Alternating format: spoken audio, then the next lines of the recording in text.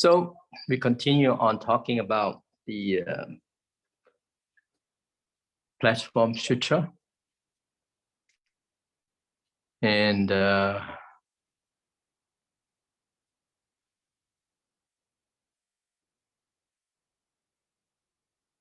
continue on the talk of prajna. And last time we talked about this teaching of non-duality in the Platform Sutra. And how do we understand this unique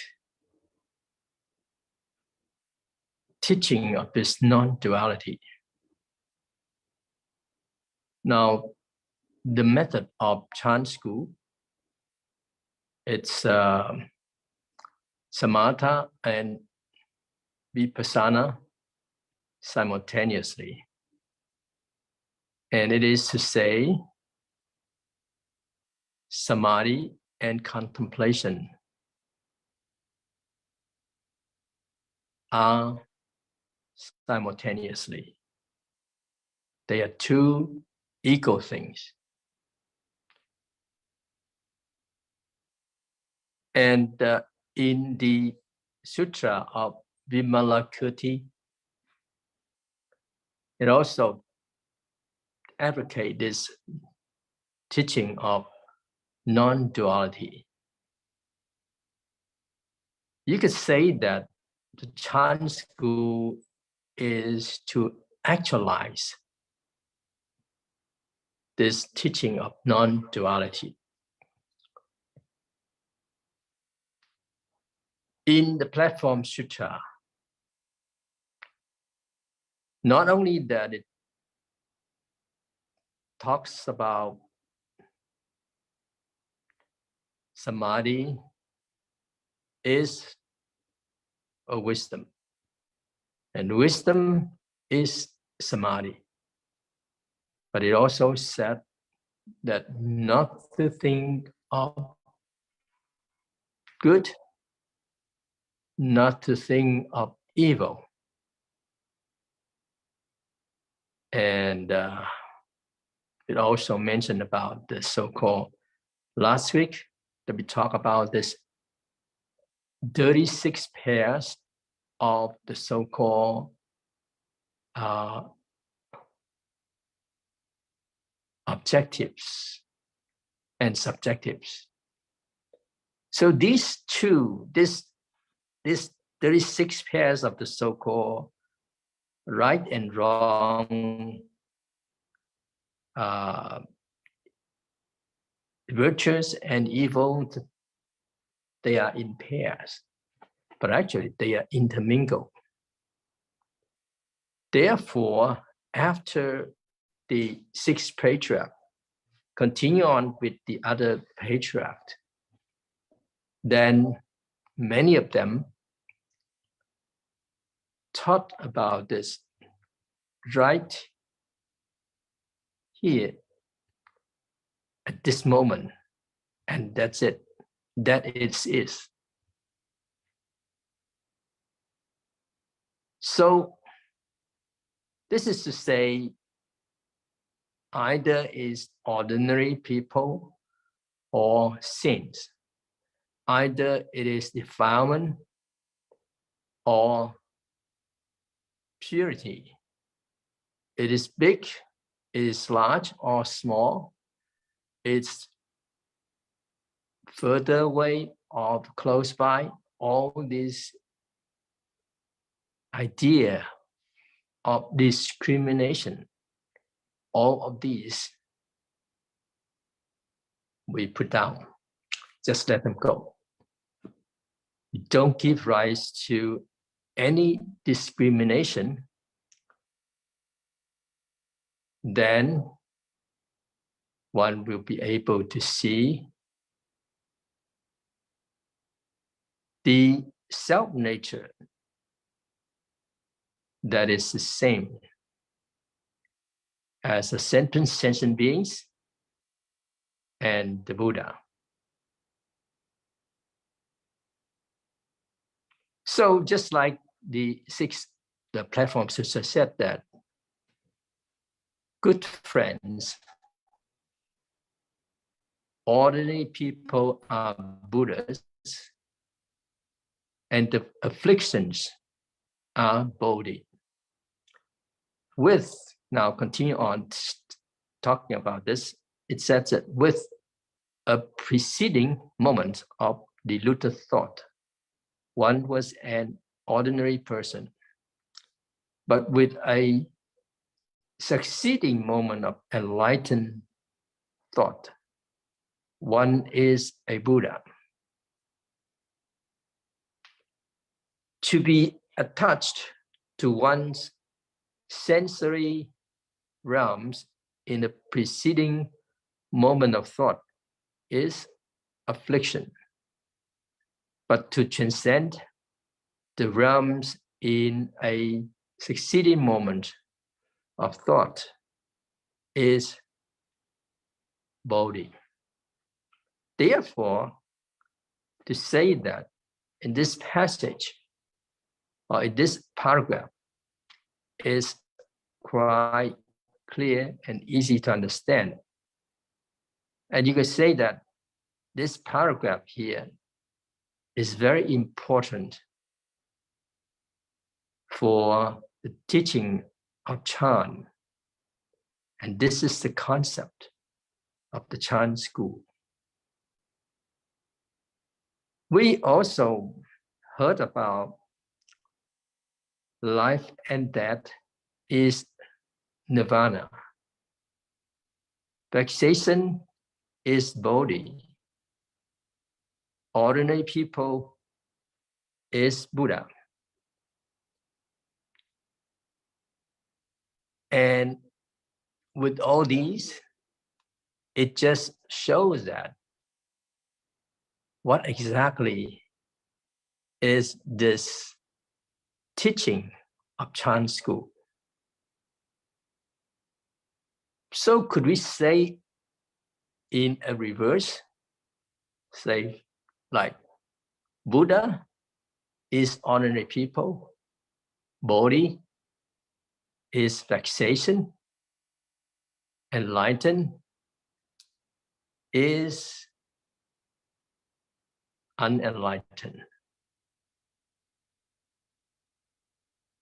Well, if it is from the standpoint of the Buddha or standpoint of a great enlightened person, then for them, you can say that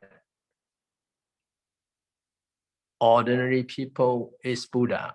Buddha is ordinary people. There's no problem. And vexation is Bodhi. Bodhi is vexation. Unenlightened is enlightened. Enlightened is unenlightened. Because of what? Because the enlightened one is already enlightened. The Buddha is already a Buddha. Then for them, they are not attached to the so-called enlightened or unenlightened, vexation or Bodhi, ordinary people or Buddha. For them, it is the same. There's no discrimination there. However you put it, it's okay for them. But importantly, if a person had never heard about the teaching of Buddha and someone that has no practice at all, for them to say ordinary people and Buddha is the same, vexation and Bodhi is the same, and enlightened and unenlightened are the same. because they don't even know what is the Buddha, what is ordinary people. And of course, they don't know what is Bodhi, what is relaxation, unenlightened and enlightened. They don't know. So for those people, you could say that. Now, those who already learned about the teaching of the Buddha, they're practicing. You could say that they are not, they did not reach the Buddhahood yet.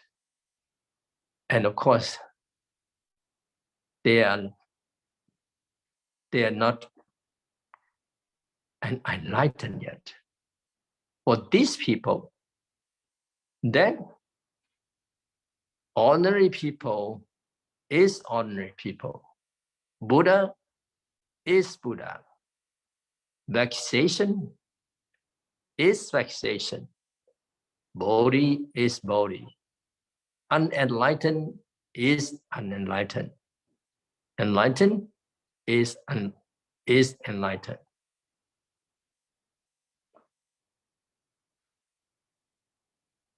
Now, up until now, is it clear or is it confusing?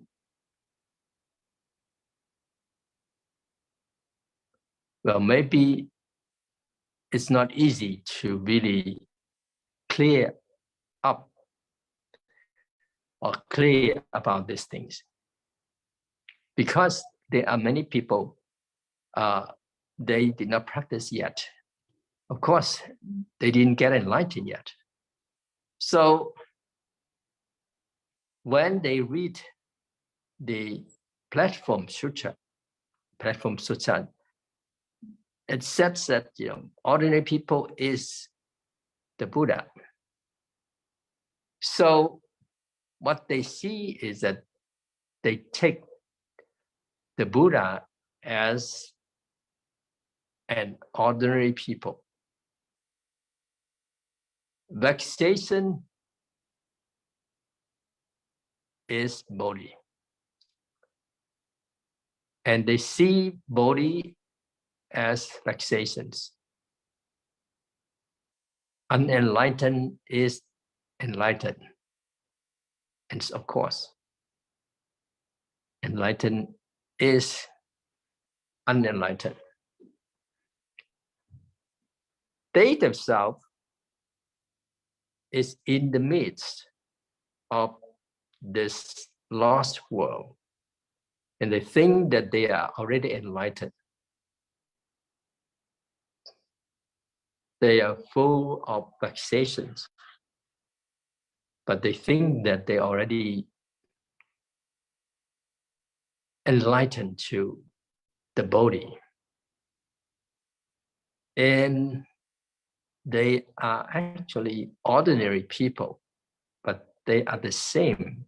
They think they are the same as the Buddha. What a pitiable things. In the Mahaprajnaparamita Sastras, and in one of the chapters, says that the way, which is the path, and desire, angry, ignorance, are one equal Dharma. If one was scared away in hearing this, one is far from the Buddha path.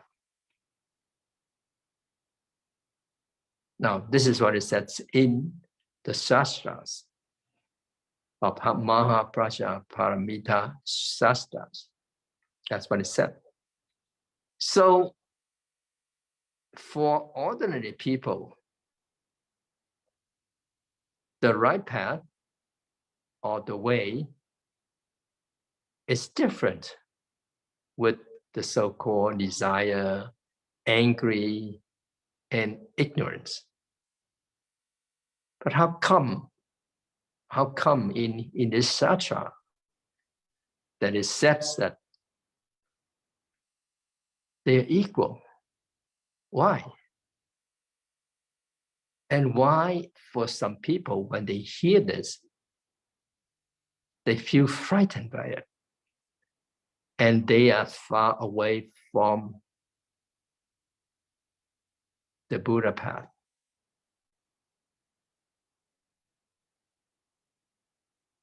For those who never learn about the teaching, and of course they don't know, in their mind they have all kinds of emotional afflictions, joy, angry, sadness, happiness. It's very obvious. Of course, there are a lot of people who know that they should not be too greedy. They should not be too hatred or angry. So they somehow need to control themselves. So they are able to control their emotional feelings, and they regulate themselves. If they just let it be like this, then it's not good for the body. So this so-called desire, angry, and ignorance, actually, it's just like what we often mention, greed, hatred, and ignorance. It is the name of the so-called three poisons.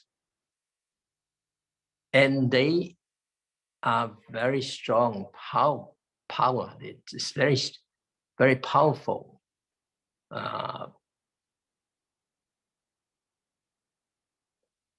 force of these vexations. And these are the one that is very difficult to eradicate. It could refer to as the demon or Mara of the mind. Desire, it's something we are greedy, very much greed. So angry referring to this hatred, and ignorance are those who don't believe in causes and effects. They don't know about causes and conditions. They don't have the right view.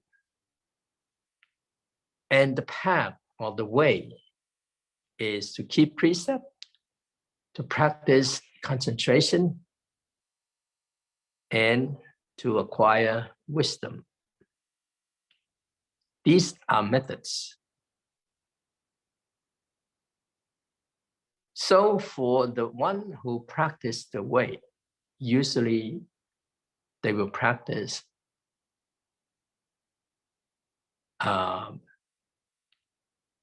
Vinaya, practice concentration or samadhi, and wisdom. These are called the learning of the teaching of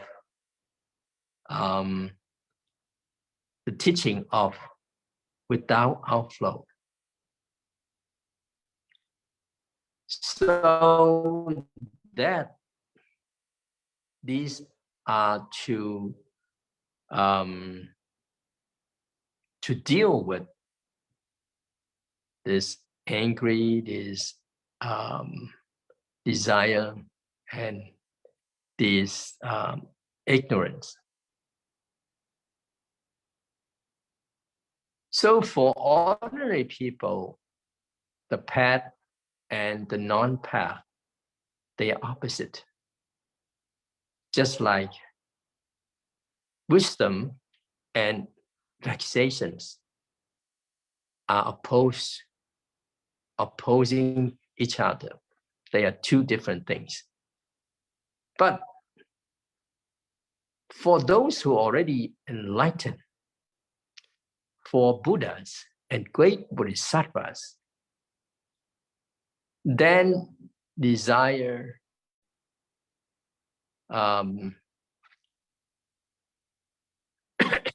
angry, and ignorance pair with precepts, concentration, wisdom, they are equal. Because for them, there is no desire, there are no angry, there are no ignorance. So there's no need for this precepts, samadhi, and wisdom. So these thoughts here in the platform Sutra of Chan school, that sensation is body. And in Vimalakirti Sutra, the chapter of non-duality, it all said it clearly. Just like virtuous and non-virtuous, crime and blessing, they are not two. They're not two. Right and evil, they're not two. Because for the enlightened one, they don't have this duality thing. They don't have this opposition of these things. And they don't have this extreme of the so-called path, the way, and the non-path. If we hold on to this, there is the way. That is to say, there must be non-way. If we think, we hold on that there is wisdom, then there must be vexations. In this world, if there is no evil, then all this morality, this ideas, this thinking of morality is of no use. And in this world, if there are no vexations, then to use this wisdom to cut off vexations is not necessary.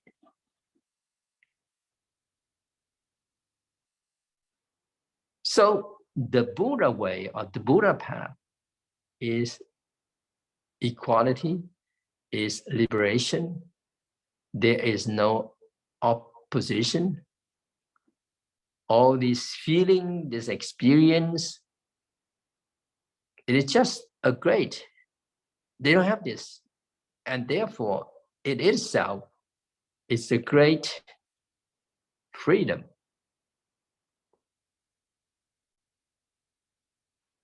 For ordinary people, if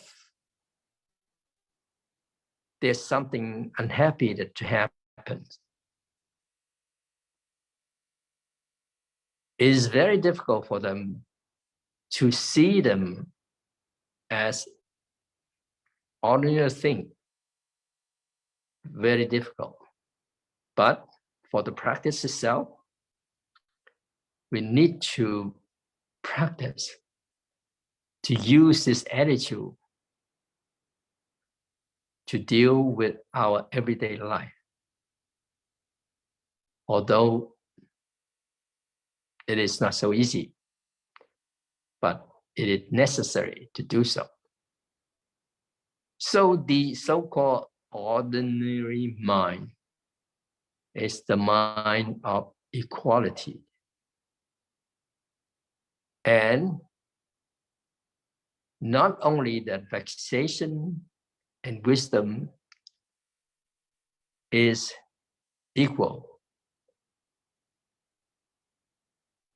so long as you are attached to one side, then we should know that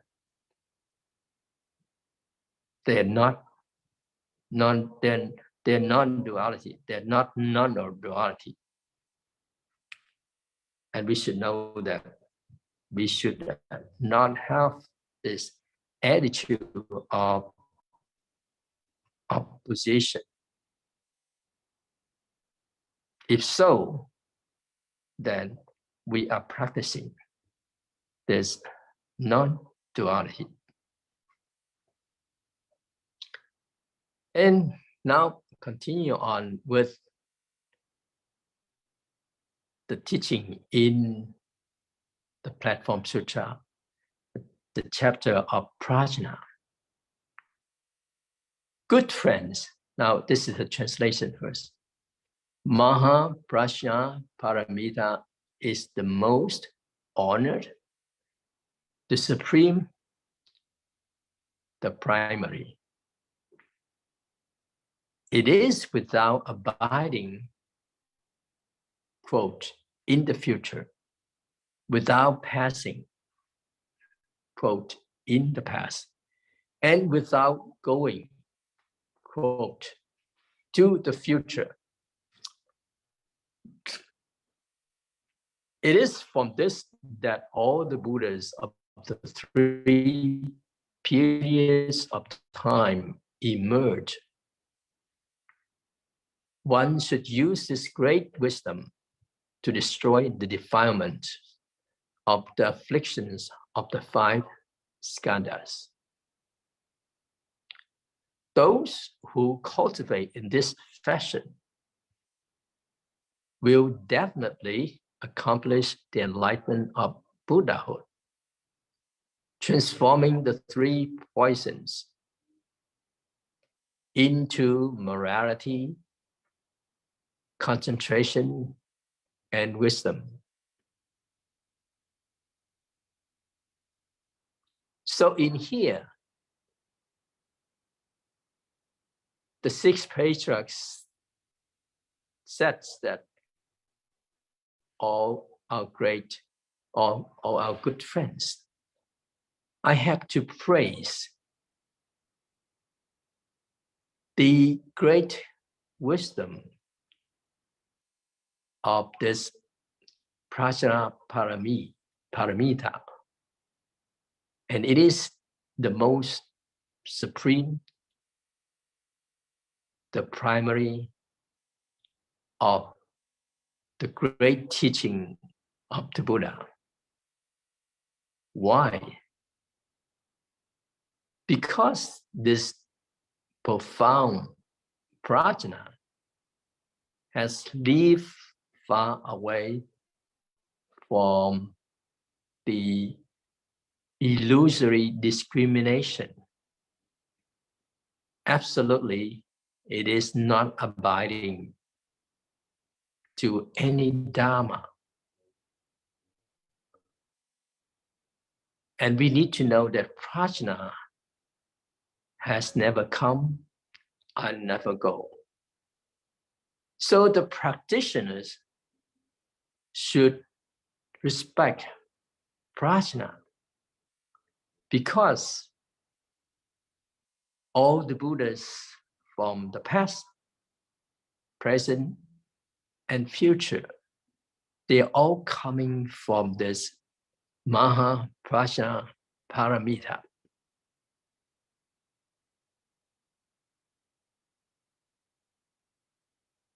So therefore, we should use this great wisdom which is Mahaprajna Paramita, to eradicate the vexations of the 5 skandhas.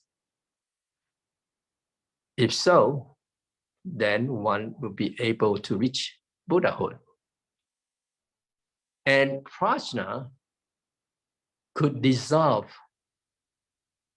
our greed, hatred, and ignorance, the 3 poisons, to transform them to become morality, concentration, and wisdom, and to reach liberation. Now we talk about this, the most honor, the supreme, and the primary. Why are they the most supreme, primary, the honor one, the most honor? Because it is the Dharma, or the Dharma gate, to let people see and understand or realize their own nature, it's a self-nature.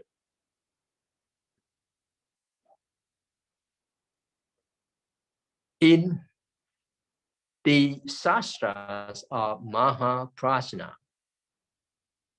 it said that this Mahaprajna Paramita is the honor one, the most honor. It is so wonderful. It is above and above. And it phrase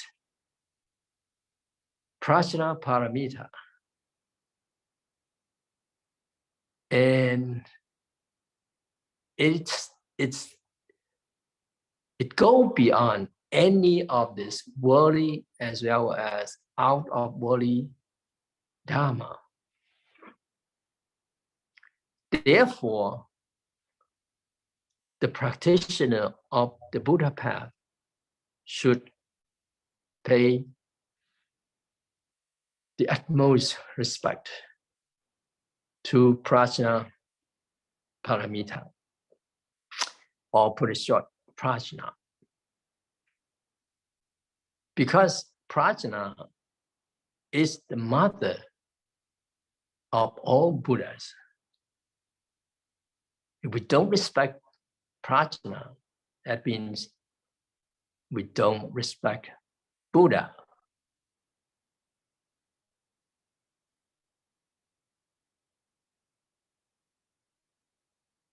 Therefore, we should know that to realize this, to be able to realize this wisdom, the true form of wisdom, that itself is Prajna Paramita. And it is the highest value.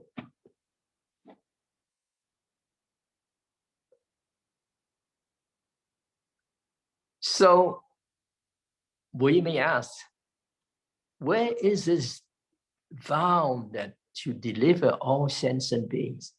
Where are they coming from? Well, they're coming from this Prajna Paramita. And they actualize this so-called the great path of the great Bodhisattvas. Is exactly the so-called Prajna Paramita. So continue on, they talk about the meaning of it is without abiding in the present, without passing into the past, and without going to the future. over here, it just clearly saying that this so-called understanding the mind and seeing the nature, it is the enlightened state of the so-called great liberation. Without abiding, it's not attached to any phenomena. Because of this, without abiding, there is no coming, or there's no going.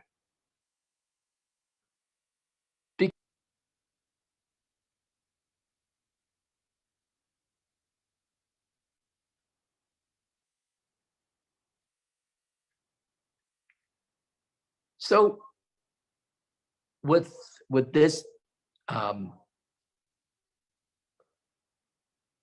abiding, let me put it this way. So when there is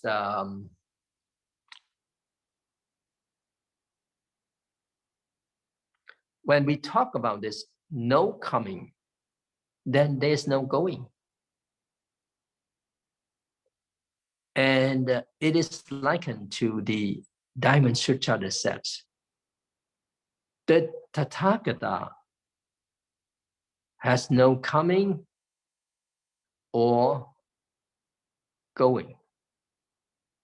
Because there's no coming or going, therefore it could come and it could go, or it is not coming, it is not going. You could say that good, birth is good, bad, that is good, and birth and that are all good. Because of what? Because there is the so-called freedom right there. Birth and that to them, they are self at ease. Therefore, you could say that it is the state of liberation. It is likened to have supernatural power. This kind of liberation here is that we don't have this I, this idea of this I in it, this me in it, either alive or either passing away. There's no person in there. No person, there's no self, there's no sentient beings. Everything is going by causes and conditions. Whatever condition, whatever causes conditions are there that one should do, then one will do accordingly. If causes and conditions did not allow, and if we have to do it, then we are not free. We will give rise to vexations. And therefore, for the Buddha to help to deliver sentient beings is but according to the causes and conditions. They follow it. Therefore, the so-called freedom or the so-called liberation is there. Now, this passage here, talking about this not coming, not going, it's just to state how free the Buddha or the enlightened one is. And then continue on, it said that it is from this that all the Buddhas of the 3 periods of time emerge. This referring to all Buddhas in the 3 times. And they are coming from this Mahaprajnaparamita.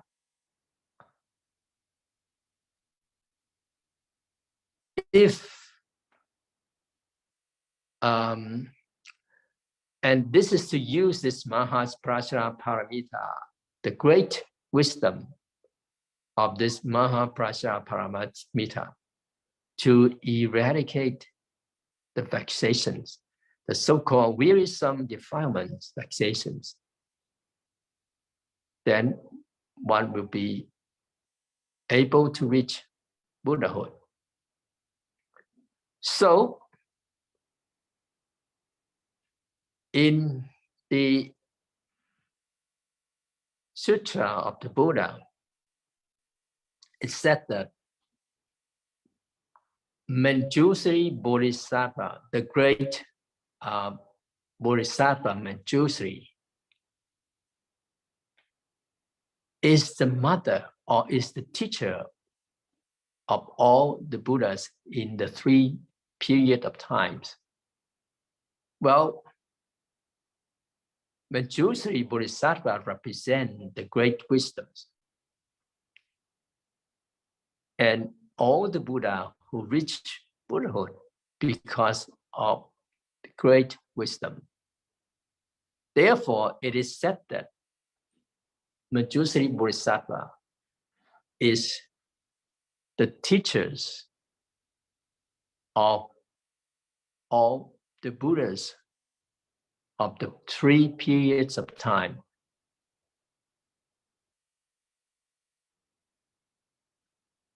Have you heard of this Gong'an where in the Chan school that Manjusri Bodhisattva using this sword, the jewel sword, to kill Buddhas? And many people will feel, how come? Kind of strange. What's going on? Is it such? It is such thing. This is something, some kind of rebellion, right? And even in the teaching of the Buddha, we are supposed to keep the precept of no killing. How come Manjusri Bodhisattvas take this sword and kill Buddhas? Is he another Devadatta? No, it doesn't mean that. Bodhisattva Manjusri using a sword to kill the Buddha, referring to what? Referring to our practice, the sentient beings. When they're practicing, they use this great wisdom to eradicate their vexation within themselves, the body and the mind, and even the thought of becoming a Buddha. Therefore, this Gong'an is there. So it is not like literally using the sword to kill the Buddha.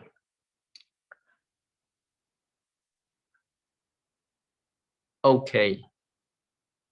So I will end my talk here.